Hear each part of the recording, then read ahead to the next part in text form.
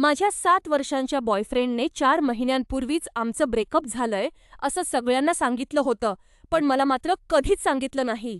जेव्हा एका मैत्रिणीने त्याला त्याच्या आई-वडिलांच्या घरी दुसऱ्या मुलीसोबत पकडलं, तेव्हा मला हे सगळं कळलं. तो कित्येक महिने खोटं बोलत होता. तो म्हणायचा की तो त्याच्या मरणासन्न आजारी आजी-आजोबांना भेटायला जातोय, पण नंतर कळलं की ते तर 2 वर्षांपूर्वीच वारले होते.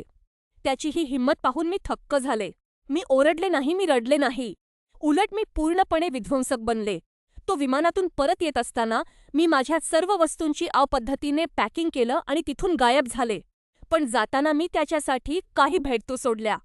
मी वायफाय कनेक्शन बंद केलं, किचनमधले सर्व मसाले, सॉस आणि तेल काढून घेतले.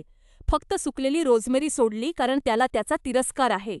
आणि शेवटी सर्वात मोठ्या धमाक्यासाठी मी त्याच्या टिंडर प्रोफाईलचा स्क्रीनशॉट काढून तो फ्रेम केला आणि त्या काचेवर कुत्र्याचे विष्ठा दाबून लावली. मी ते किचनच्या टेबलवर वेलकम होम प्रेझेंट म्हणून ठेवलं. मी त्याला सर्व ठिकाणून ब्लॉक केलं, त्याला माझ्या हेल्थ इन्शुरन्समधून बाहेर काढलं आणि आमचा लीज करार संपवला. जेव्हा त्याने अखेर मला ईमेल करून सांगितलं की मी त्याचं आयुष्य उद्ध्वस्त केलं, तेव्हा मी फक्त हसले. त्याने माझं आयुष्य उद्ध्वस्त केलं नाही, तर त्याने माझ्यासाठी एका चांगल्या आयुष्याचा मार्ग मोकळा केला.